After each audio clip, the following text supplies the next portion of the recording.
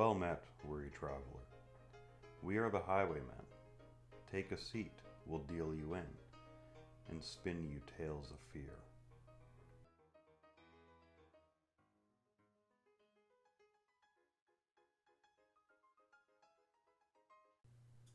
So let me start off with a little background info. I'm a 14-year-old Canadian male, and this happened around a year ago. This story is nothing but the truth. Me and my grandparents are extremely close and have been all my life. My grandfather is an outdoorsy, get off your phone kind of guy. And he pitched the idea to go camping early in August. I was kind of excited because I don't get outside as often as I should. And I figured it would be some quality time with him. That being said, we weren't going true camping. He wanted to go into the woods. But I told him about a nearby campground we could go to instead. He was still thrilled. So we embarked on our weekend journey. Let me paint you a picture. Our campsite was a dead end, aside from the one next to ours. It was right near the lake. It was beautiful, but to our dismay, we had people right beside us. We did all the camping things like make a fire, went swimming, and even the infamous spooky stories around the campfire. We hit the sack around 10 p.m. because, well, there wasn't much else to do, really. As soon as my head hit the pillow, it started, the crunching of the leaves on our campsite. We thought nothing of it at the time because the night was still young. Some assholes were setting off fireworks, and others were having a raging party. Hell, even our neighbors were still laughing and lounging about. I fell asleep for a while, but around 11 p.m. is when it started to get weird. The party was still on, but our neighbors had shut up. So the crunching of the leaves didn't make sense anymore. It was constant, so my guess is the noise was footsteps. No one needed to be in our campsite.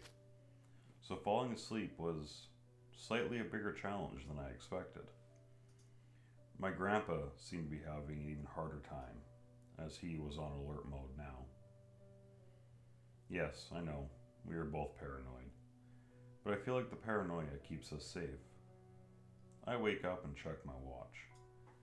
12 a.m. it reads. It's starting to rain.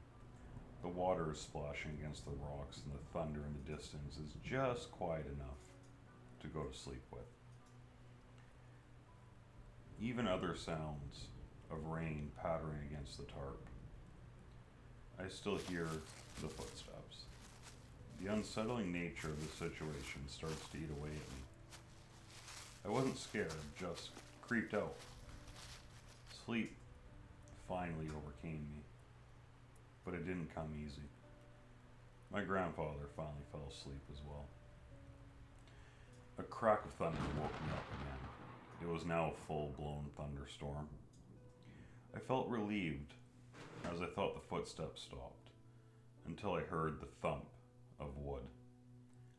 I don't know what the person did, but I heard two very loud knocks, followed by two large splashes. Fuck this, was my only thought as the footsteps continued around our campsite. I stayed still for 2 hours. It was around 5 a.m. Daybreak was near, but my heart nearly exploded when I heard someone fumbling with the tent zipper. I saw the outline of 3 fingers being dragged across my tent. My body shut down as they came closer, and stopped when the fabric brushed against my head. Every nerve in my body told me to scream, but I didn't. The hand trailed away, and the footsteps became quieter as they left our campsite. I woke my grandfather as soon as the sun came up, but before we left, I went to investigate our site. Lots of the ground was turned into mud in the storm, so the mass amount of boot prints were easy Easy to say. We dipped the fuck out after that, and that was it. Nothing ever became of it, aside from a story I can share. My grandpa and I don't talk about it much, and if anything, I think this might have brought us closer together. Anyway, if the creepy campsite stalker who walked in circles around our campsite for 8 hours ever reads this, let's never meet again. And that concludes this tale. May the moon guide your path and the wind be at your back, and we hope to see you again down the highway of fear. If you liked this video, please feel free to subscribe, share, and like. We'll be posting weekly, but if you're unable to wait, or you want to see all the mistakes and bloopers we made while recording, please feel free to check out our Patreon, where everything will be uploaded immediately and you'll have early access to whatever you would like.